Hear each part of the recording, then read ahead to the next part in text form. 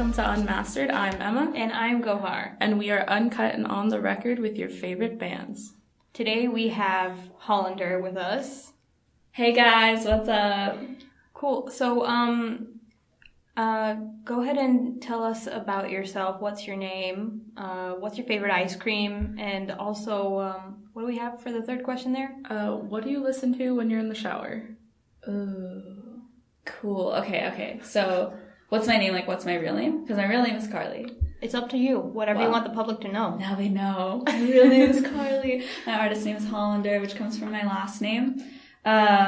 Favorite ice cream? I'm like obsessed with Haagen-Dazs, Rice Krispie around the it's like the layered one. Dipped. It's like dipped. It's like coffee ice cream dipped, and it's like got chocolate around it with like Krispies. Ooh, I forget what it's called. It's Haagen-Dazs. It's so good.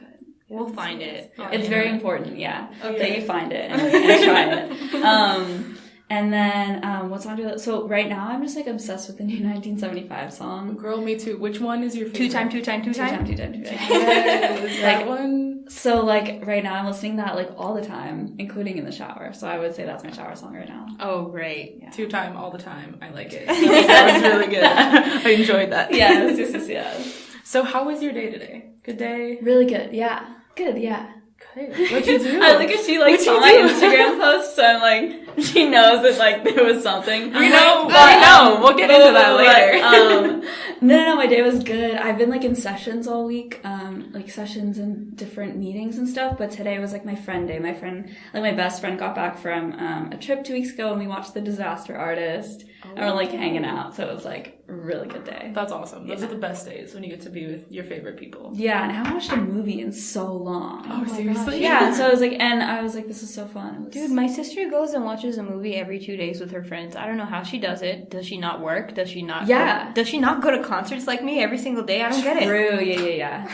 Concerts have replaced movies for me, for sure. I think this is definitely a very true statement. What's your Friday night? People are I'm going to the movies. I'm I'm going to another concert. Yep. Yeah, exactly. Always, yeah. Cool. So. Yes. Oh. Sorry. We always do this. Okay, so tell us your story. Mainly who the hell are you? Yeah, right, exactly. That's a good point. Yeah. Mm-hmm. I just wandered in here off the street, you guys don't know me. If everyone dressed like that on the street, I think the world would be a lot more colorful place. Oh, definitely. Thank you. Just to give our listeners a kind of picture of what you're wearing right now. First of all, let's start with the fishnet stockings and the pants that are so ripped you might as well be only wearing fishnet stockings. True. And then I think they call that a windbreaker, right? Mm-hmm. Yeah. Like a neon blue windbreaker. Yes. And of course sporting the ever so fabulous pink hair. And eyebrows. Oh yeah, can't forget the eyebrows. And the blue eyeliner. It's fantastic, you guys. This is definitely, you'll see it when we post later. But we're calling my aesthetic glitter grunge. Glitter grunge? I think that is the most perfect description for you. It's 100%. actually really great. Thank you. Yesterday I was my hair was curled, and I was I don't like it. It's too pretty. And I was pretty's boring. I want to be grungy. And I was you can put my crimper back in. So there we go. Yeah. That definitely is what it is. Who the hell am I? Yeah. I'm from the Valley. Nice. Oh, hell yeah. So Shout out to Valley girls everywhere. Yes, truly. From the Valley. I grew up here. I went to performing arts middle school. I did musical theater.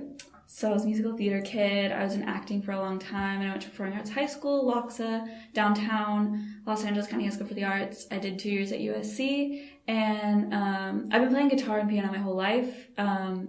Recently fell in love with electropop, about a year ago. And Hell yes. It's me. It's I want more of it in the world. I grew up on classic rock, so I was really against it for a long time. Mm. And then I just fell in love with it. I was oh my god, I get it. Also, if you're not doing something that makes your parents mad, then what are you really doing? You know what I mean? And so my parents are really into classic rock, and they're what is this electronic shit? But they support me. They're very supportive. That's awesome. I have to agree with you on that because I'm really heavy into the 1975, and my dad is oh, there's no passion in that. How do you not like it? How do you like it? I'm what are you talking about? Can we everything all of I mean, If I Believe You, you're trying to tell me there's no passion in If I Believe You? If I Believe You is my absolute favorite song of all time. And my dad hears it and he's like, this is the most boring song. And I'm like, are you even listening? Because you're not listening. You're not listening. Wake up. Like, maybe you just have to have a certain amount of, like, ears and to, like, listen and appreciate, like, that sort of pop vibe. Like, the true, like, I think lyrically pop.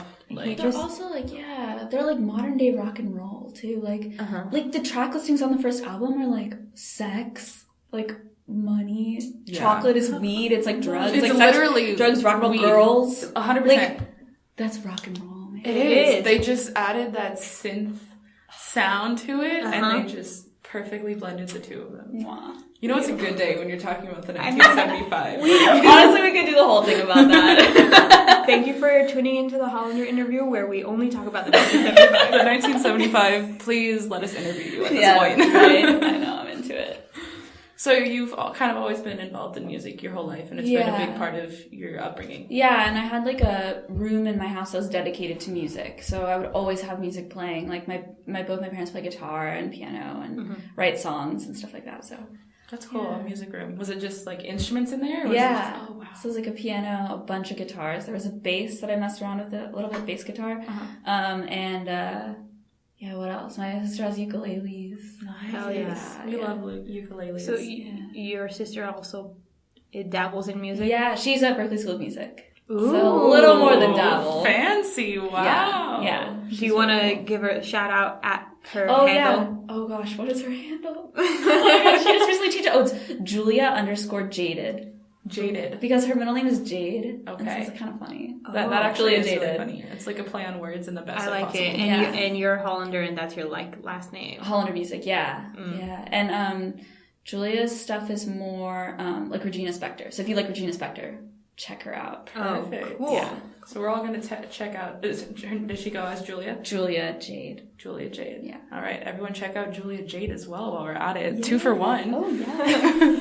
So over the last few years, you kind of changed up your look. So what kind of made you make that change? And did you draw any inspiration for your new look, and kind of from where?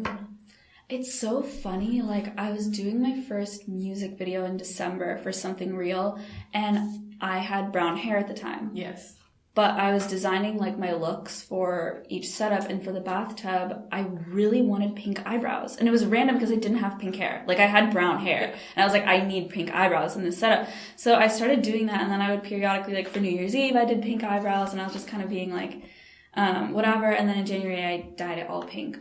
But it was also for me, I come from an acting background. So like I did some network television. Like I was like actually in the acting scene for a long time, and I'd wanted to dye my hair, but I couldn't, because it's like, you're just the punk girl, or you're just this one thing. You can't, like, they don't see you differently. Mm-hmm. So it was like really me like saying I'm 100% in music, and like also like just it's kind of like tattoo, like things where you're like claiming your body and you're like, this is me and this is what I want to look like. So it was very empowering for me. Yeah.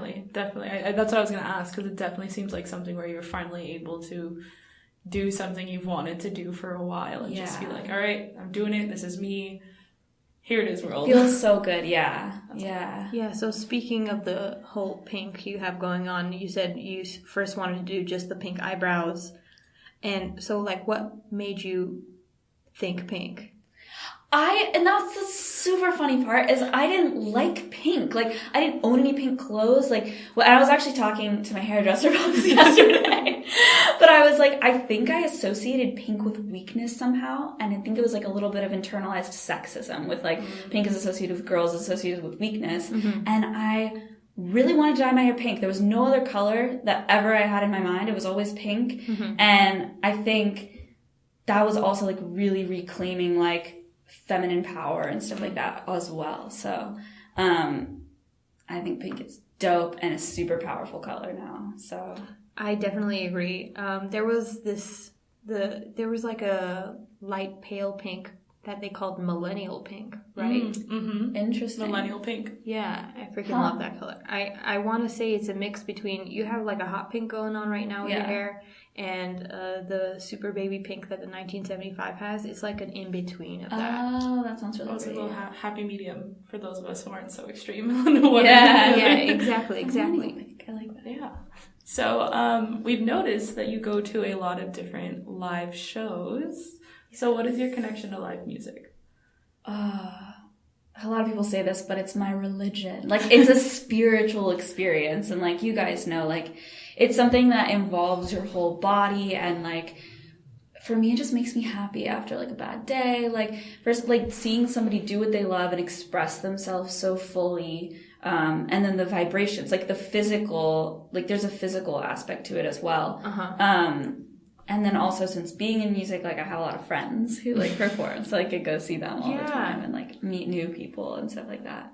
I love it. Yeah, I think the vibrations is something I personally love when I go to shows, especially with like the bass, like the drum. Yeah. Like whenever I can like feel it like in my chest and in my heart, like that is one of my favorite feelings in the entire world. Wow, you because took it just, the words right out of my it mouth. seriously will like it almost knocks you out for a quick second. It takes the weight out of you, but in the best way possible. Yeah. So just to be able to feel that and just kind of experience that is so freaking awesome. It's the best. I love what you said about seeing the people who play music on stage do what they love to do.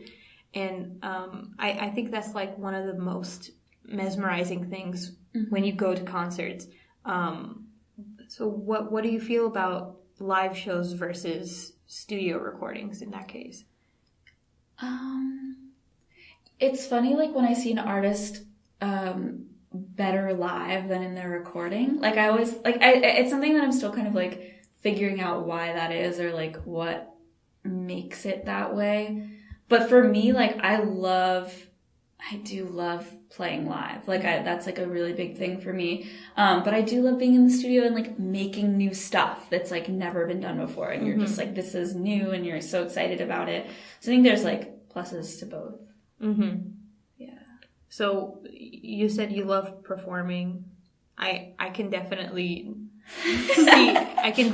see that in your face when you're doing so, and you have like this amazing stage presence, and you have a lot of energy, and you're jumping around a lot, and you're getting loose, and so you want to talk more about that, and why do you feel as if you definitely own the stage is what I'm trying to say. Thank you. You laid it all out there. I mean, I haven't been able to see you live yet. Hopefully that'll happen, but like I've seen videos that she showed me, and you seriously are just, you're jumping around everywhere. You can really tell that you love your music and you love that environment. You're interacting with your band, so like that's amazing. Thank you. Also, like shout out to your band because they're pretty incredible. They're unreal, right? I know they're ridiculous. So kind of like dearly. They're very talented individuals, all of you guys. So I guess with that whole stage presence, what kind of drives that energy and where does it come from? So I spent a lot of time while I was prepping the live show, like in the very early stages, dancing to my songs alone in my room, and not in like a selfish way, figuring out how I move to my songs. And I always love, like, I love artists when I see them on stage and they show you how to dance to their music. It's like, I want to show you like how to dance to my music and how I feel it. And like, a lot of times I'm not like, there's like some things that are planned, but most of it is like, just like me feeling it. Yeah. So like, just trying to be really present with it. I watched a lot of videos when I was young of Woodstock and like rock and rollers. And I think that's the biggest part of rock and roll that has stayed with me, is like the live like aspect of it and how crazy they were smashing instruments and stuff like that. And it's just so fun. Like it's the best. So that's awesome. You're very like free form with your movement on stage. Like it's so, should I dance like that when I go to your concert? You should, like yes. Full on, like arm, fully. body. I like, think what it is just like a live tutorial of what you should be doing. Exactly. You should do like a part of your set where you just make everyone like do it with do one you. thing. I should do that. Just because I feel like sometimes people are really self-conscious at concerts, especially when it's like a smaller venue. And I'm like, guys, like let loose, be in the why are you moment. Here? Like, come on, like, do like a Cupid shuffle cha-cha slide, but like with your music. I have a concept. Okay. You know how artists on stage say, "All right, repeat after me," Mm-hmm. and they sing, and then you echo them. So you can do it kind of like that. Also, the last time I saw Quinn 92, he did this whole thing where his band was playing music in the back and he was like chatting with the audience. He's like, "Hey guys, what's up?" And he's like, "I want to do this thing where I want all of you to jump to the left in unison and then jump to the right in unison and then jump up and down." And he goes, "Are you ready? 1, 2, 3, 4." And then everyone goes left.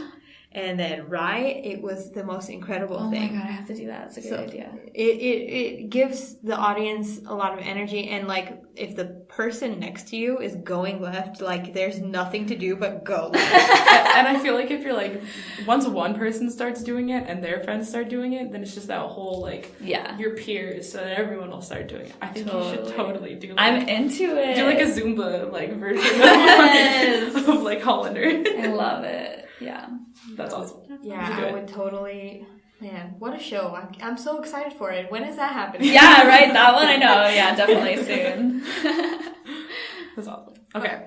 So, I think what we want to do now is go into your first song. So, you want to set up a song real quick and then we'll go ahead and play it and then jump right back into the interview. Cool. Yeah. Which one you want to do?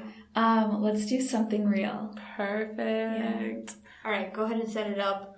Tell us more about it. Do you want to talk about the music video a little bit, or? Yeah. Oh, so Something Real. It's about like millennial culture and like partying and stuff like that, and how like everybody's kind of using artificial substances like drugs and alcohol to like numb themselves and like, but also to like feel some adrenaline rush because they're like, you know, they're bothered by something in their life, or it's just like about how people go so hard at parties and like why, and like just kind of like me as an observer and as a character being like, yeah, I'm this party girl, but like also, you know, what's really going on, you know, and like you do care and like, you know what I mean. So yeah.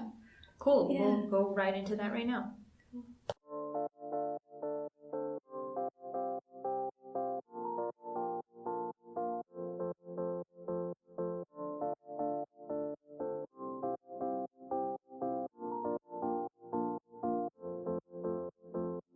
Eyes are fading, dissipating, can't stay in one place too long.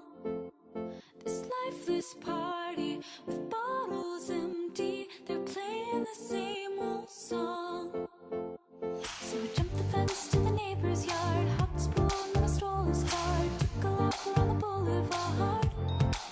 'Cause every night is a marathon, take the drugs I can get my hands on, sing and dance to my own damn song. I'm just trying to feel something real, something real. I'm just trying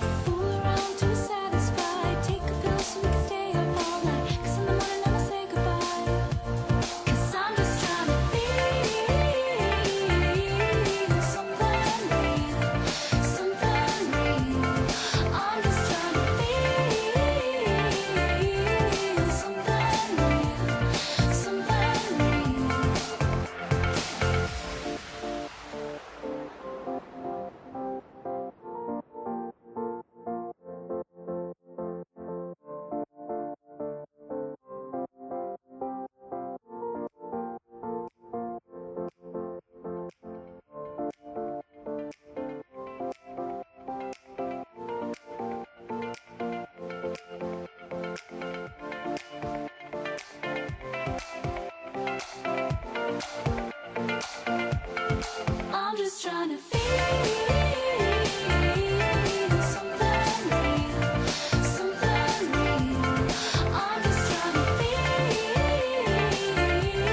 something real, something real. I'm just trying to feel something real, something real. I'm just trying to Cool.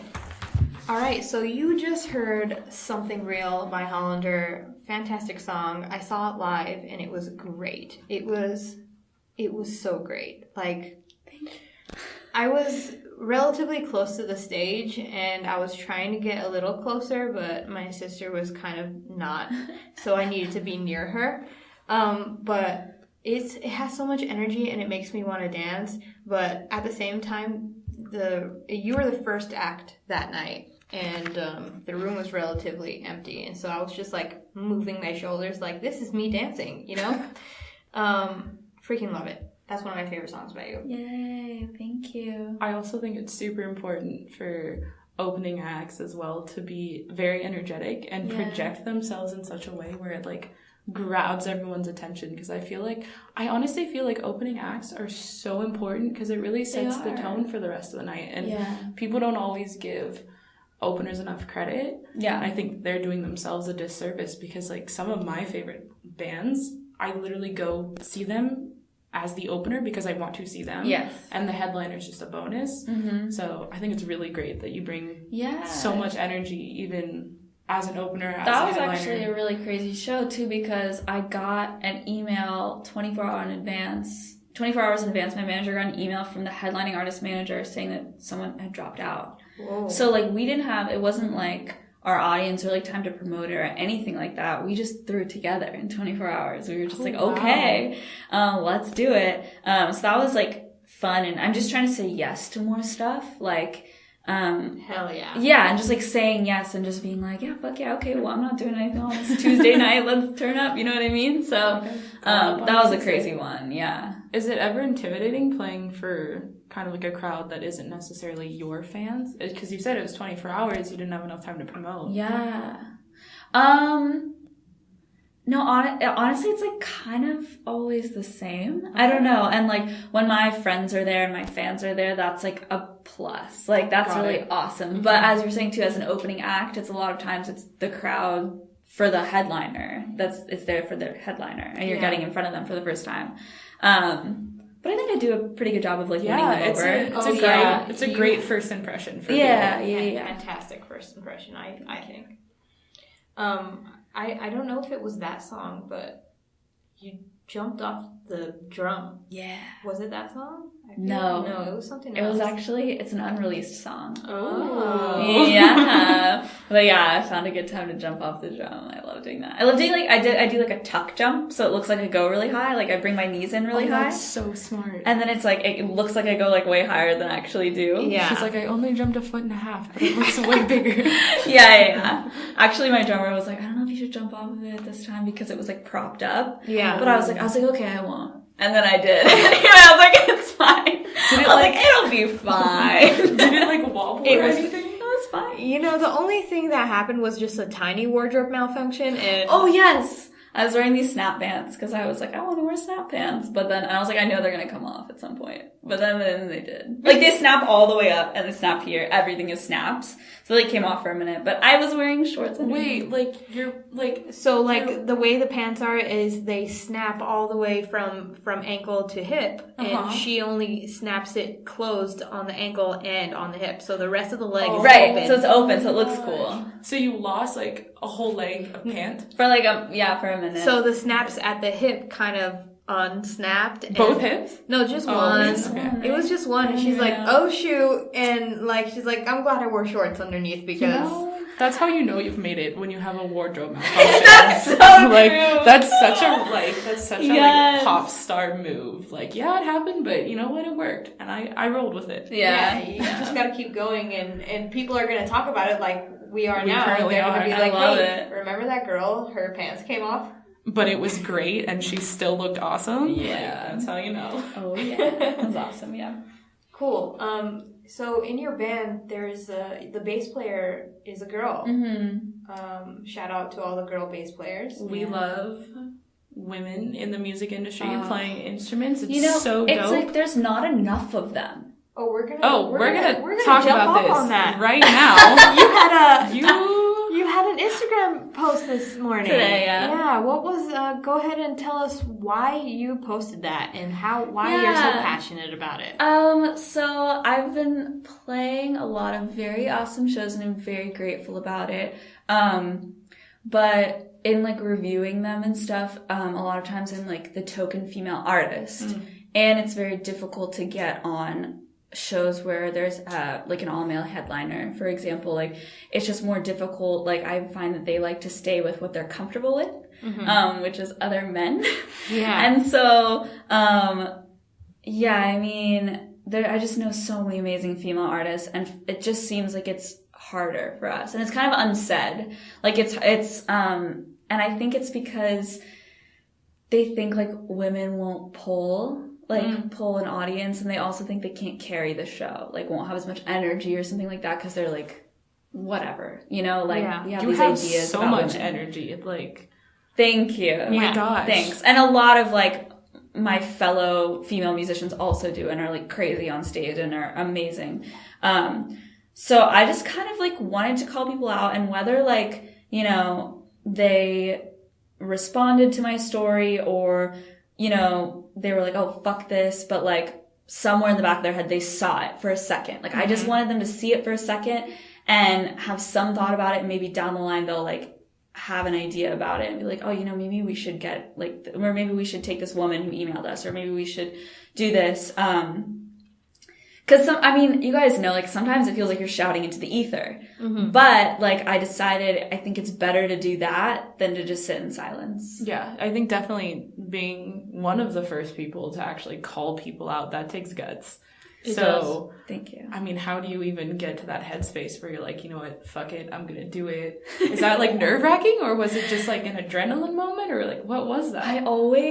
I'm really grateful because I have a really amazing female manager. Awesome. We love female managers. I'm just going to plug that real quick. Yeah. I've met quite a few female managers. They get stuff done. And they are badasses. They get stuff done. And I think they are such a huge asset to this industry and to artists in general. So she's incredible. And, those kinds of posts only come out of specific instances. Like, that's not just me sitting around being like, oh, like, I'm going to make this post. It's like, something happened. And I made the post and I sent it through her first, just to make sure. I'm like, is this impulsive? And she's like, no, this is great. Like, you should do this. And so I'm really grateful that I have somebody like her who can like screen stuff like that for me. Cause I do want to make sure it's productive and I'm not just like complaining. And that seemed like a really like important thing that's been a theme for me. And that she's kind of been talking about as me, like as this token female artist on these all male lineups.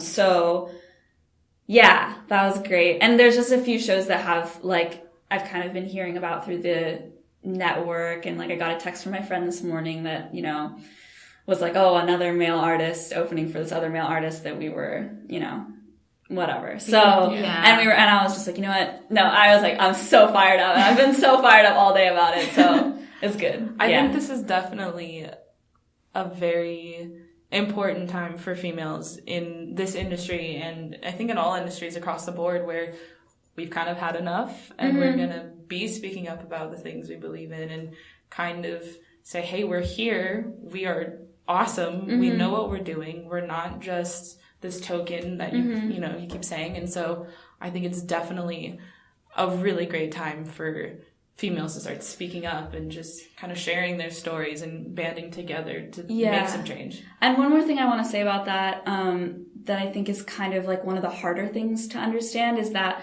women don't always support women. Yes. And that's why I love this like new hashtag that's women supporting women. I think we've been conditioned as society to think that women are also competition for men. Like, and we see each other that way. And it just like nothing is going to change that way. And like we need to, and that's why I followed up my post with, here's all these amazing female artists, add them to your lineup. And all of the shows I'm planning right now, I'm making a really big effort to make to bring a lot of female artists in. Yeah. Because it's not about me competing with them, and it's not about women competing with women. Like, we're all in this together. We gotta band together. Definitely. I do think there's this level of competition that's been kind of like women are pitted against each other. And I think that's something that we all need to like reflect on and like look internally and be like, okay, I'm awesome, you're awesome. Exactly. Let's both be awesome it's together. Not like, you're pretty, I hate you. It's like, damn girl, you look great. You're great. You know what I mean? Be yourself, rock it. Yeah. And you're like, you know what? It's not my best day, but I'm still great too. Like, I think that's something that we as women need to understand and really, really make that a philosophy we use in our everyday life with friends, with strangers. Just really lift each other up. Like, that's the main thing here. Is just do it. Like, I don't even know how else to describe it. Just support one another. Yeah, you have to be fearless in that aspect too. Yeah.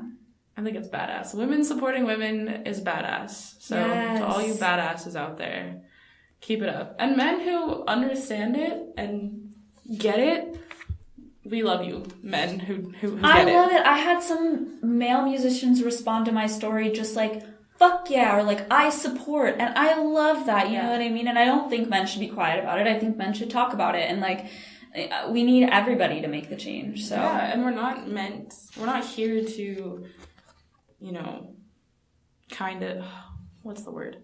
We're not here to be like, oh, women only. Like, no. We can all coexist at the same playing field and support each other in every way possible. So yeah, and I love like shows that have like a male headliner and a female opener, or a female headliner and a male opener, because I think it's interesting to see how, you know, a different like gender takes on that genre, like, and it's so cool and such a cool contrast to me. So like, I think perspectives too, like, exactly, you know, males and females, we have different perspectives.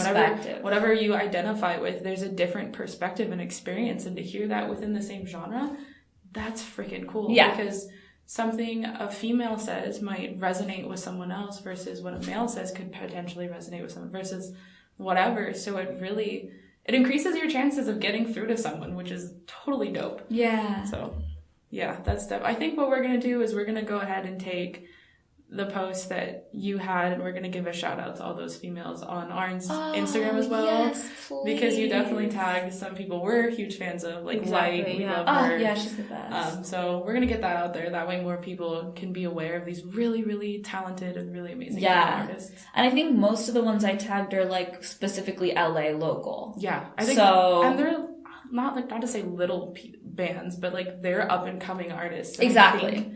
Up-and-coming artists need that attention because they are so talented. Yes. They just don't have the exposure. Yeah, I just want to support everybody all the time. Constantly. Like, here's all my love. You can have it. Yeah. Nice. Yeah. We just have all this love to give to all these people. Yeah. We'll just keep it that way. Important.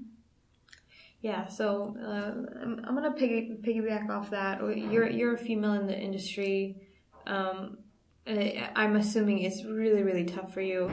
And having a female manager is kind of giving you a little bit of a push toward the right direction of where you want to be going.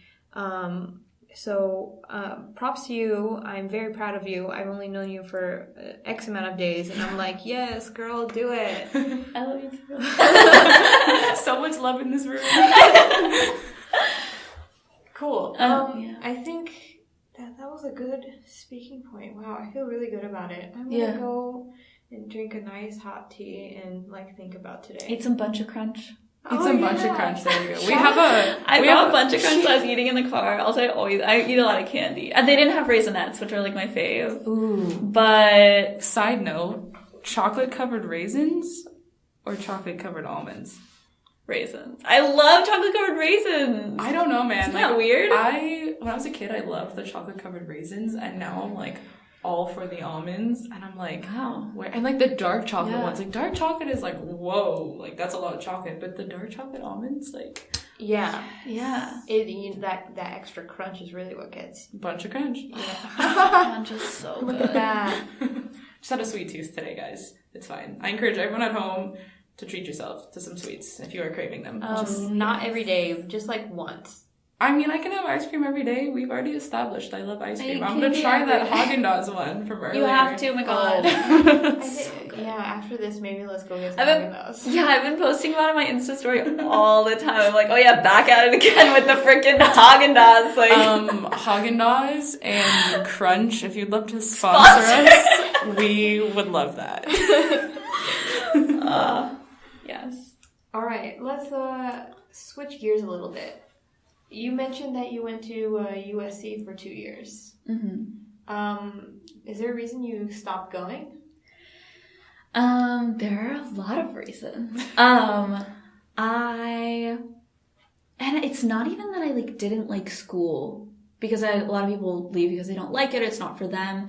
I've always been very good at school. But for me, I don't think I was pushing myself.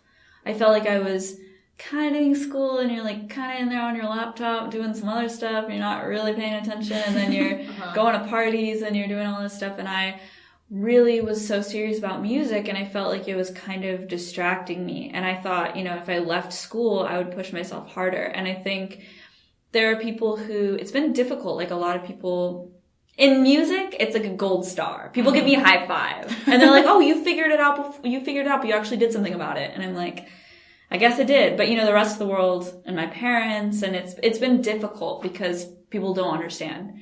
But it's so expensive, and nothing that I did,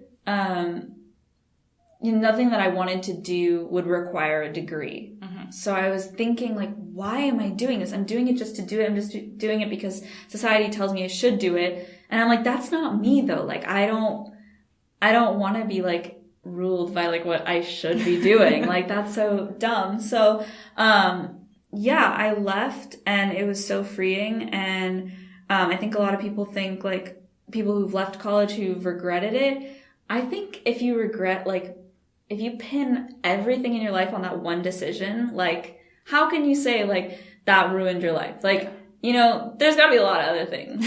So I constantly am reassuring myself that I'm doing things that make me happy, to put myself where I want to be. And as an artist, it's just I learn in so many other ways, and I read a lot, and it doesn't have to be in this setting of that. And I've met so many great people at USC, and bands, and a lot of my band, 75% of my band is from USC. Oh, cool. Lots of great people, and I'm so glad I went for the time that I went. It was just time. Yeah. Did you have any fears about initially leaving? Oh yeah. Yeah. Yeah, it was terrifying. Was it kind of this? How did you come to that decision, really? What was kind of the final straw, and what really pushed you to do it? Because you can talk about things, but taking that leap, that's got to be so scary. Yeah. Or did you have this feeling where it was it's been a long time coming? I've been thinking about it for a real long time now.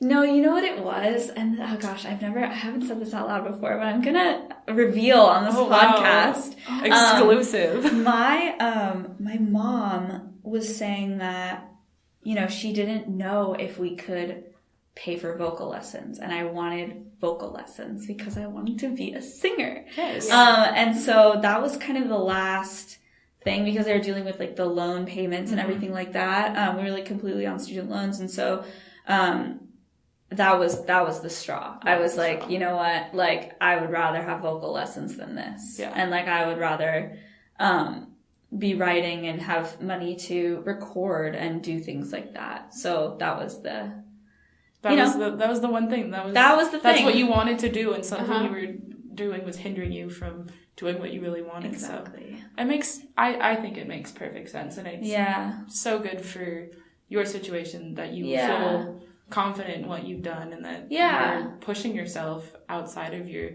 limits comfort and boundaries. Zone. Definitely outside. It was outside of my comfort zone. I think school is the safe option for a lot of people. Yes, and that's how I felt. I felt like I was playing it safe, and I was like, that's not me. That's not Holander. I love it. Well, I'm glad, that all worked out for you, and big things are coming. I can't wait to see what you've got in the future. Yes. You did mention in one of your songs when you were performing live that you wrote this song about dropping out of school. What song? What was the name? That's the unreleased one. That's one where I jump off the kick drum. It's called "Don't Want to Be Found." Oh, nice. And it's, it's about doing everything that you are not supposed to do. Nice. So, like, the first line is, like, I'm uninvited, but I show up anyway. Oh, I like that. That's a baller move. Actually, side note, I was invited 6th grade, mind you, we're stupid. I was invited to a party, and then 20 minutes later, I was uninvited to that same party. What the heck? And I was just like, should I show up anyway? Where was the song when I needed it? I did not show up anyway. But now, you know what? I'm just going to show up to all the parties I was not invited to and be like, yep, I'm here. I'm the coolest one here. What's up? That's my favorite thing about music. I always try to write from a place that, like, because I love listening to songs in the car that make me feel like a badass. Oh, totally. So that's the kind of songs I write. You know, I want people to feel like they can show up to that 6th grade party. Yeah, uninvited. There we go. That's something about your music. A lot of your lyrics have to kind of deal with navigating life and all these crazy emotions that we have. And I think it takes a certain level of vulnerability to be able to write about that stuff. So, I mean, how do you get to a place where you're able to share your inner experiences with the world? I feel like it's more of like I get to a place where I can't not share it. It's like it's so inside me, like I have to say something. And so, yeah, it's more of that. And I also know like people will relate to it most likely. And like, so, and I am kind of an open person, so it's not like that scary. When a song's specifically about somebody, that's happened a few times where it's like I know they're gonna hear it and then like I don't know what their response is gonna be.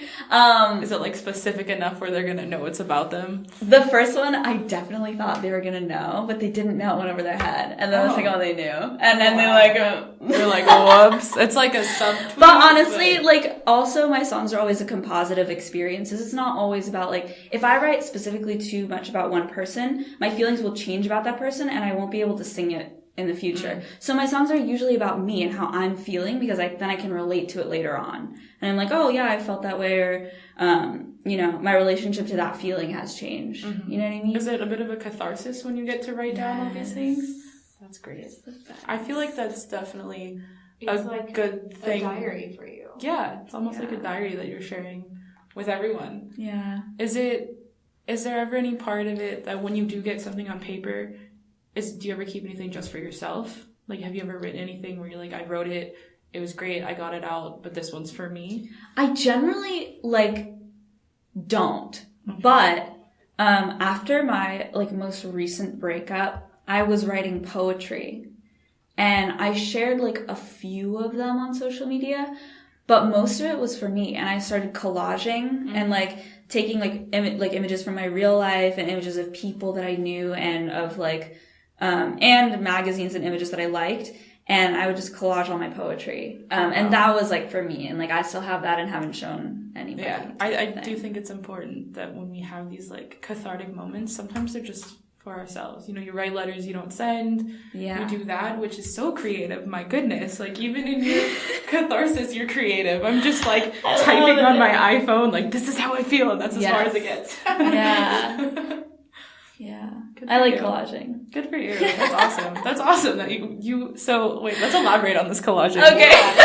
How long have you been doing this? And please explain. It's like not a consistent thing. It's like whenever I want to. Or like my friend was like, you know, having anxiety like a few weeks ago, and I like just brought a bunch of magazines and the construction paper, and we were just collaging like glitter and stuff like that. It's like glitter everywhere. Just yes. I feel like everywhere. I would get so frustrated with. I get really frustrated with cutting things out because I have to be like perfect. Like I can be perfect, and I'm like, oh no, like we should collage. We should collage. I'll get over my anxiety by collaging.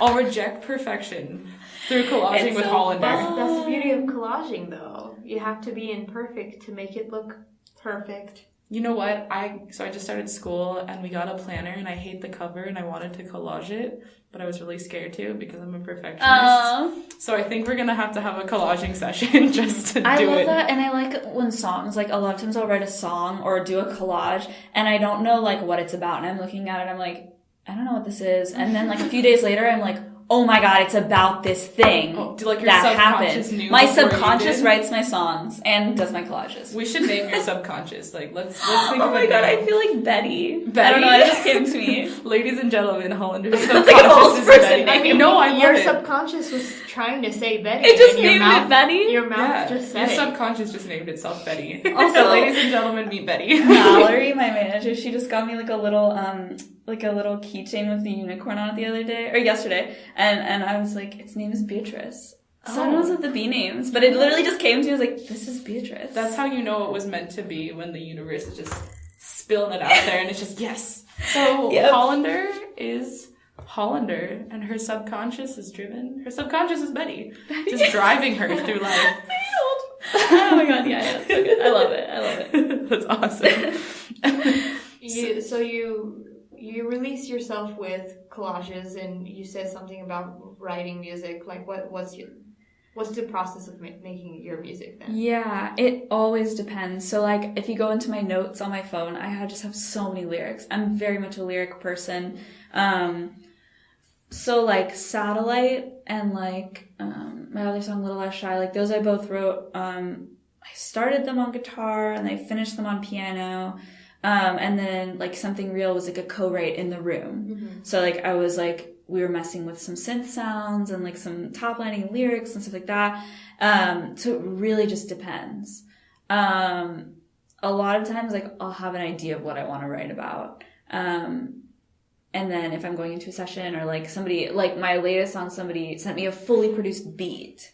And was like, I want you to write a song over this. And I actually listened to a few of his stuff and I said, I know what that song's about. I was I know exactly what that's about. Perfect. And I went home and I wrote it in like an hour. It was unreal. That's awesome. That's how you know it was meant to be, when it just happens like that. Exactly. Yeah, exactly. I feel like all the ones that are super passionate are the ones that are written in a short amount of time. Super short, yeah. He actually had like a rapper on it for like a different, and I was like, no, like you need to give that to me. Like that needs to be mine. And you're like, stop. Like, he was like, okay, prove it, and I did, and he like loved it. Oh, that's awesome. That's awesome. For? It's unreleased. Oh, it's on the DL. Wow. I put like a little Instagram about it, which was, I don't want to be played, but baby, you're an arcade.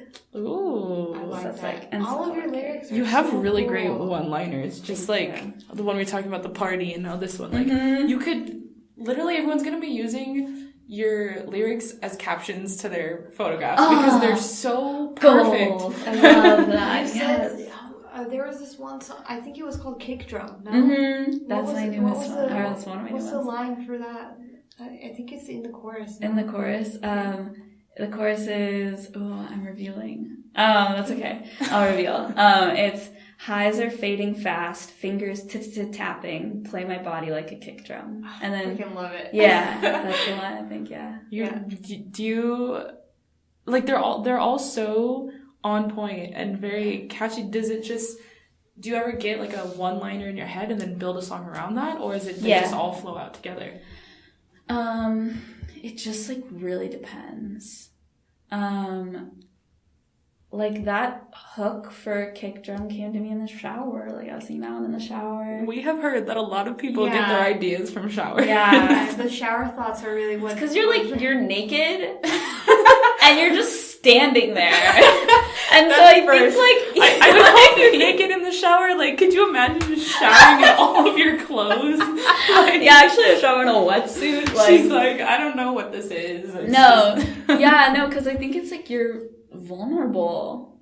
I think like it's like a metaphor. Like you're vulnerable and then you're like, you know what I mean? And you know, as someone who took like AP English in high school, we always learned that like water in books and movies and whatever is very symbolic for kind of like a rebirth or a cleansing. So it's kind of very fitting that you feel vulnerable in the shower and just, you know, you're making music in there. Yeah, totally. Or like my song Smoke, I had the title first. I was like, I want to write a song called Smoke. And then like that was a weird one. Like it's always different. Like Satellite, I had like the verse for the longest time. Like I just had this first verse, and I was like, I have no idea what the chorus is. I was like, or is this the chorus? I don't know. And like I had to put it away for months, and I like brought it back out, and I like figured it out. I feel like there's so much work that goes into creating music and writing songs that people don't understand, because not only do you have the lyrics that you don't necessarily write all at once, but you have all of the music that goes along with it. You have to find the perfect balance. There's the mixing, the mastering, all of it. So I don't even understand it.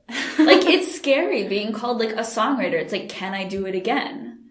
And so, but I got this tattoo and I love it. It's like a little girl with like a leaf growing out of her head. And I'm like, I will always have ideas.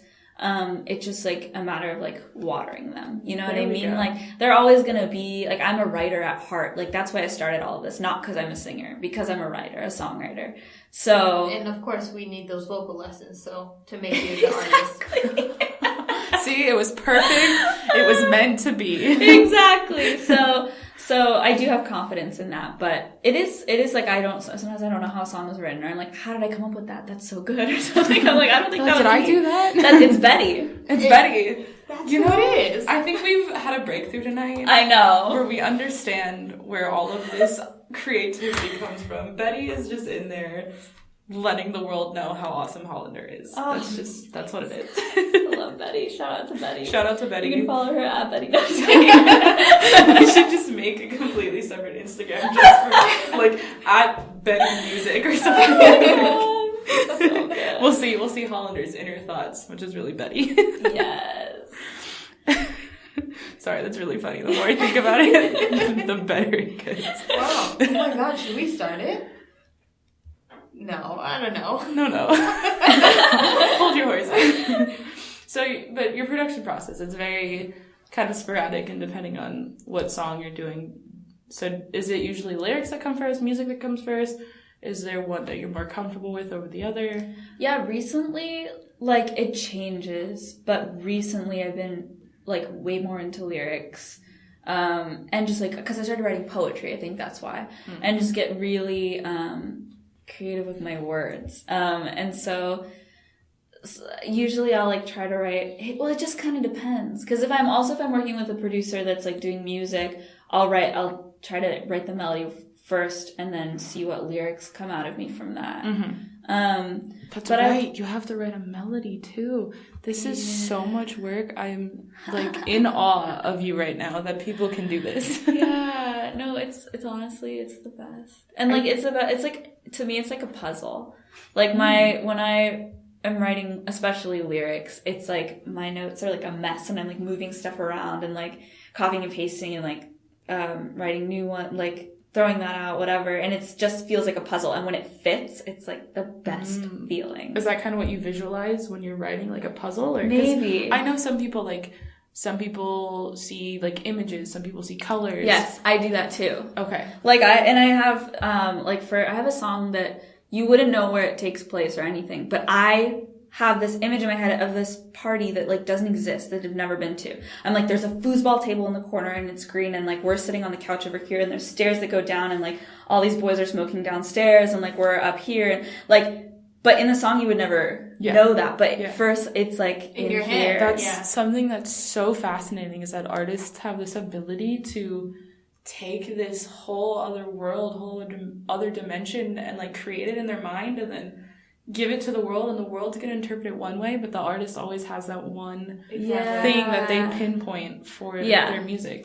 And for me, I always have to have something real from the song too, though. So like that one was like an imaginary party, but the whole song's written about a real person that like I had a thing with or whatever, you know? Wow. So. Juicy. Oh, yes.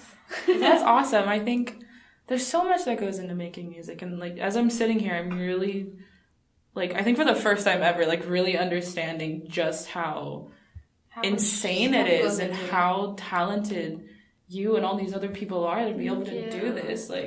Like I'm literally having a mind blown moment right now. Like I don't think everyone at home's probably like, why does she keep rambling? But like legit, like my mind is blown in this moment right now. I think I had finally had like an aha moment. So thank you, Betty. Shout outs to. I feel like also though a lot of artists don't know how they do it. Like because it's so subconscious. It's very hard to explain it. It feels like it's coming through you. I think that's what makes artists so special, is that they can just do that and not necessarily, it just comes from this place of whatever, and they have the ability to turn that feeling and emotion into something that we get to listen to and experience and see. So amazing.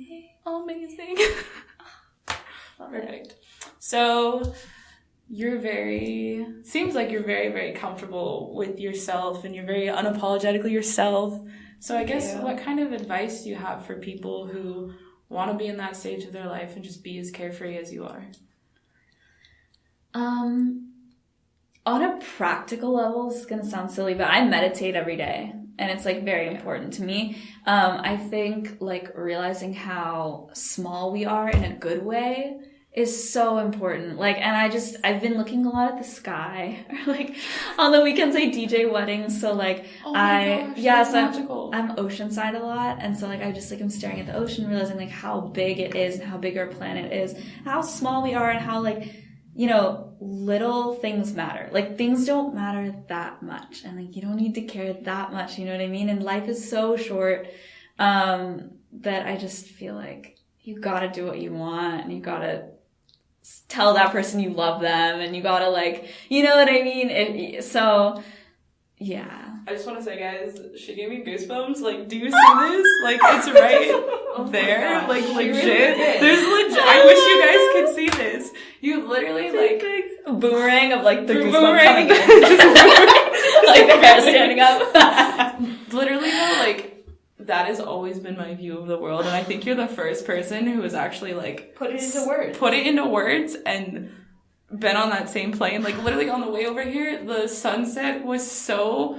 beautiful. I think also it was the thing because I was driving and Emma was not. And so she was like, I'm not going to be that person. And then 2 minutes later, she's like taking 50 pictures. But like, I really like sat there and looked at it for a minute and I was just like, Mother Nature did that. And I sometimes feel like a cliche when I say like, I love looking at the sky. I love looking at the ocean.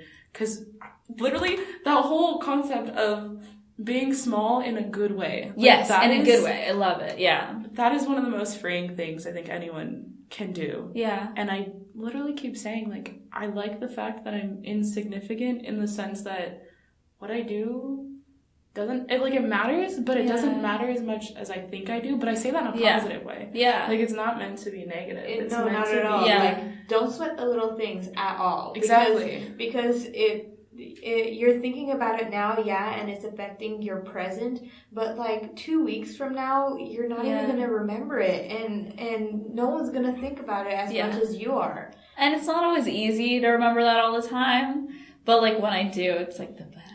And I also think like being present is kind of the key to happiness, like really being present. What are your thoughts on social media these days? Oh, let's hit that one because I would love to be off of social media, but I can't for work reasons and all of that. But a lot of my friends are like, I'm on a social media cleanse. So, I mean, what are your thoughts? I mean, as an artist, you obviously have to use... no way I would be able to do social media. Go heartless, like addicted to social media. I'm straight up addicted. I am too. Have notifications on for all of my friends and all of my favorite people. So if you see me replying to you super quick, it's because I got a notification. She literally does, but I mean, as an artist, like you have to use it because it's part of your marketing, it's part of your brand, it's, you know, it's outreach, it's getting fans, so you have to keep up with it, but it's kind of like a double-edged sword. I mean, what are your thoughts about it, really? Oh gosh, what are my thoughts on social media? What a big question. It's hard because I went into it like kind of, when I started Holander, I was like, wow, I have an Instagram, and I went on, I was like, I haven't been on in 2 years. And I was like, I haven't posted in 2 years. I was like, because I stopped it because I got addicted. Yeah. And I feel like it's so much like you can't have one foot in. Like you're either all the way in or you're all the way out. Like there's no in between. And I think, you know, it's hard with like comparing yourself and stuff like that. I'm trying to use it more, like, I feel like in the last few days, especially, like, you guys have seen my posts about women and stuff like that, trying to use it, like, as a platform is, like, kind of cool, and a cool way to look at it. Gosh, I don't know, I really don't have anything intelligent to say about social media. I feel, it's so integral to, like, being an artist, and, like, also learning about, like, you know, where my friends are playing, or like, oh, that's a cool venue I hadn't heard of, or like I find a lot of like, I guess, business through it, like in that way, like, oh, networking. This podcast, like, I mean, I could easily could have seen it like on Moon Tower Story or something like that, and then been like, oh, like I should hit you guys up or whatever. But I mean, so actually, I mean, the other day we did get an email for a request. Yeah, like it totally works so that way. So it's like, you know, it is cool in that way, and then in other ways it's just difficult because you're worried about how many likes you get, and you're worried, like, it's so dumb. Yeah. But so yeah, I mean, I've actually been putting my phone on airplane mode for like periods of the day. Good. I think it's definitely good to give yourself a break. Yeah, be like present. Downloaded a playlist. Yes. And I like put it on airplane mode and go to the gym and just like don't answer anything, don't let anything come into my phone. I'm like a really good texter and really good at responding to people. Yeah. So it stresses me out when I have messages sitting on my phone. So that's why I think airplane mode has been really dope, because it just lets nothing come through. I'm not even seeing any messages to not, be obsessed about. Exactly. So yeah, I mean, giving yourself a break is really important. Yeah, definitely. Other than that, I don't know. No, I mean, that's a good way to put it. Give yourself a break. I mean, don't be addicted to social media. Like, go hard. Yeah. Excuse me. It's also, I mean, and like, it can be fun, like designing your Instagram, like what you want it to look like, and like there's an artistic element to it. I definitely think people who have the time to do that, all power to them. Yeah. I just personally, I don't have the energy to do that. Yeah. I'm very much like, don't either. I just here's a picture. Hope you like it. If not, oh well. You know? Exactly. That's kind of how I like. Let me make my case here, okay? Yeah. Social media is so interesting, and it on one hand, you know how on Twitter people are like, oh, I use this to talk to myself publicly. That's a good point. Mm-hmm. Yeah, you definitely do that. Yikes. Unknowingly, but you do it. I see it. Anyway, that's kind of how I use it. On one hand, like, I want to tell everybody exactly everything that I'm doing because I'm just so excited about everything that I'm doing all the time, and I want to share. I want to share everything that happens. Like I was driving home from work today, and this dude, the car in front of me, like the guy, like, I don't know if it was on purpose or on accident, but like he like tossed his phone out the window. Wait, are you serious? You didn't even tell me this. I put it on Twitter. Oh my god! Wait. He tossed his phone out the window. I saw it fall down, and I was like blasting music, and then I just like dropped my jaw. I'm like, what the hell? And when it was no longer a single lane space, he was in one lane, and I went to the second one, and I had to roll down my window and stop the car. I'm like, you dropped your phone back there. And he's like, oh, thank God. And I thought it just fell under my chair or something. And I'm like, nah, it's like in the middle of the street, my dude. Wait, you might want to turn around.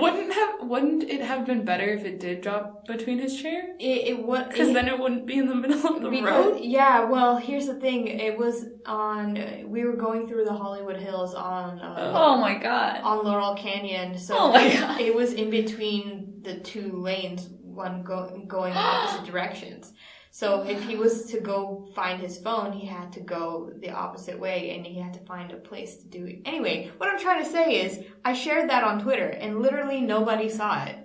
Yeah, but it was such an interesting moment in my day. I couldn't not share it. Mm-hmm. Well, now some people are gonna know about it. Yeah. And also, just a quick side note, my boss's daughter told me that she went to high school with the main guy who was in To All the Boys Who I Loved Before.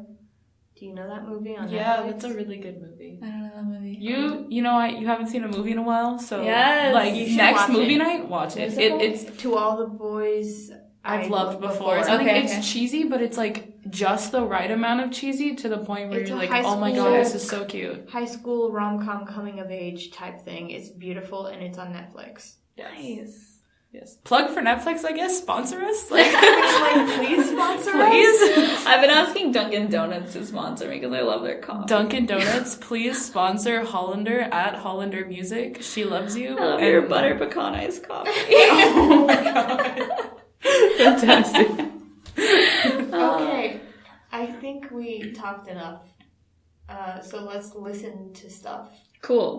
Let's play another song of yours. Yeah. You want to do... What were you going to say? I was going to say you want to do Smoke. That's what I was going to say. Oh, wow. We're thinking the same thing. We're on the same page. Okay, great. Yeah. Tell us a little bit about Smoke, and then we'll play it right now. Yeah, Smoke is really cool because I like how it breaks like the pop structure. Like it's not like verse, chorus, verse. It's kind of like, when I talk about my band, they all have different terms for it. It's like verse, pre-chorus, hook. Yeah. Verse, hook, yeah, it's outro. Really out of order. Like it's very kind of loose, and I like that because I think it just kind of challenges the pop structure, and it's like, this is still a pop song, but it's like very different. What else about Smoke? It's about like this moment I had on a boy. I mean, either are okay. With a boy on a balcony. We were like in a smoke circle, like smoking a joint. He like blew smoke into my mouth. And it was like really hot. And I was also like dating him and, like loved him a lot, whatever. So it was kind of like this moment. And I actually didn't know. I just found out recently what the term is called when somebody blows smoke into your mouth. Please share. But I forget it now. Oh, well. Oh, the suspense is killing me. It's like, gosh, I forget. It's, but I wrote it in the song as when you're smoking me out. Like, and I know smoking you out means like you're giving somebody weed, but like that was like my term for it. Mm-hmm. Like blowing smoke in my mouth. We have to figure out what that term is though. It's like a real term. But I say, so that's the lyric at the end of the song, when you're smoking me out, when you're smoking me out. And it's like the idea of like love and whatever coming into your lungs, and how like you don't need, it's like, I have a line about, you don't gotta be intoxicated because you're intoxicating me, and like that just kind of overwhelming like feeling. Mm-hmm. Definitely. Yeah. All right, let's take a listen. I can't wait for everyone to hear this. Yeah.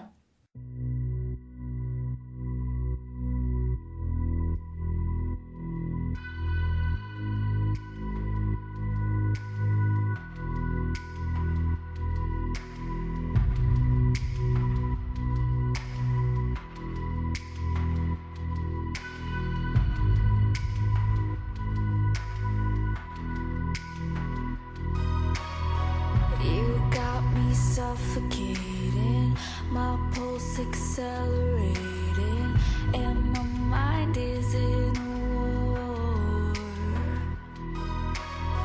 Your feels intoxicated, don't gotta be intoxicated. Got your jacket on my floor, sucking in the dried leaves, fucking up my bloodstream. I don't need no cigarette, my lungs are at capacity. Leaning into young love, make it till the sun's up. Tried to play it cool, I think I've had enough.